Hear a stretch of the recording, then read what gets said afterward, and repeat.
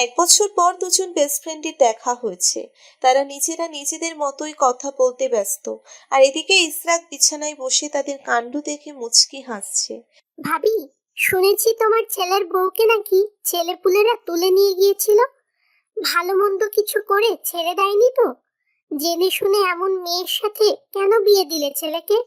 মেয়ের কি অভাব পড়েছিল দুনিয়াতে? আজ নওরিনের বৌভাত। শিকদার বাড়িতে মোটামুটি ভালোই আয়োজন করা হয়েছে বৌভাতের।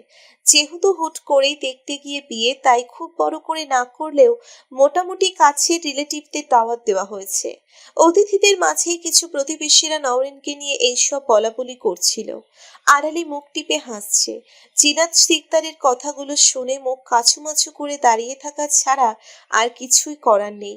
একমাত্র ছেলের বিয়ে নিয়ে কতই না স্বপ্ন ছিল তার, সব ভেঙে চুরমার করে দিল তার শ্বশুর শাশুড়ি। হুট করেই ইসরাকের কাছে বিয়ের আবদার করে বসলো। কোনো না কোনো কালে কার কাছে কথা দিয়ে রেখেছিল, তার ফল ছেলেকে ভোগ করতে হচ্ছে। ছেলেটাও হয়েছে তেমন, দাদু দিদার কথা ফেলতে পারল না। জিনাত ঘরে ঢুকে দরজা বন্ধ করে দেয়। ঘরের দরজা এঁটে বসে কান্না করছে সে। পাশে শিউলি পারভিন বসা। নওরিনের অতীতের পাতাটা বড্ড কালিমা লিপ্ত, এটা মোটামুটি সবারই জানা। নারী দেহে লাগা কলঙ্ক ছাই চাপা আগুনের মতো, যখন তখন জ্বলে উঠতে পারে। তাকে নেভানো এত সহজ না, তাকে সম্পূর্ণ নেভানোও সম্ভব না। সারা জীবন লোকের কথা শুনতে হবে তাকে। বুবু, সবাই তো মনে হয় জানে তোর ছেলের বউয়ের শরীরে কলঙ্ক আছে। কি জানি ছেলেগুলো কি করেছিল ওর সাথে। ইস, ছি ছি, আমার ইশরাক বাবা যে হীরার টুকরা ছেলে। কোথায় ভেবেছিলাম তার জন্য চাঁদের মতো বউ আনবো। শিউলি পারভিনের কথায় কেঁপে ওঠে জিনাত সিকদার। অভিমানের দৃষ্টিতে তাকায় বোনের দিকে। বোন তো জানে এমন কথায় তার কষ্ট হয়, তাও কেন যে বলছে। নওরিনকে সে ছোট থেকেই চেনে। ঈশার খুব ভালো বন্ধু হওয়ার সুবাদে নওরিনকে বেশ কাছ থেকেই দেখেছে। মেয়েটার মাঝে বড্ড মায়া। দুই ভাইয়ের একমাত্র বোন, মেয়েটার আদর ভালোবাসার অভাব হয়নি কখনো। সব দিক দিয়েই বেশ গুণী সে। কিন্তু এই যে কলঙ্ক, নিজের ছেলেকে এমন মেয়ের সাথে বিয়ে দেওয়ার কথা সে স্বপ্নেও ভাবতে পারে না।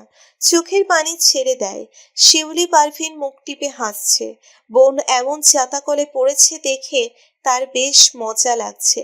মনে মনে বারবার উপরওয়ালাকে শুক্রিয়া জানাচ্ছে।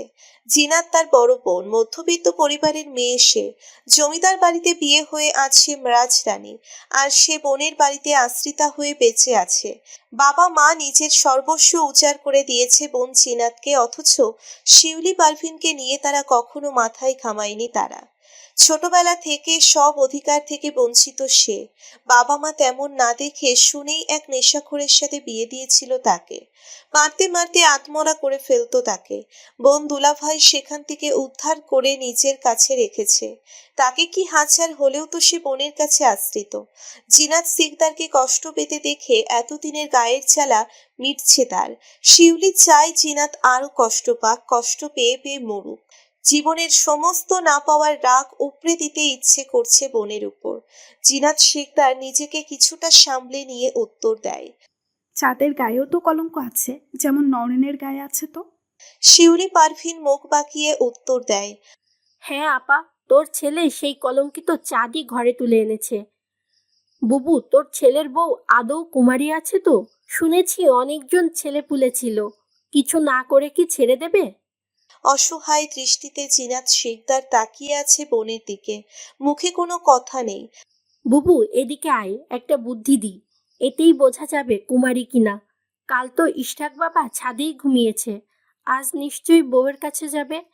বাড়িতেই ছোটখাটো ভাবে বৌভাতের আয়োজন করা হয়েছে। সেখানেই ছোট্ট একটা স্টেজ করা হয়েছে বউ আর বরের জন্য।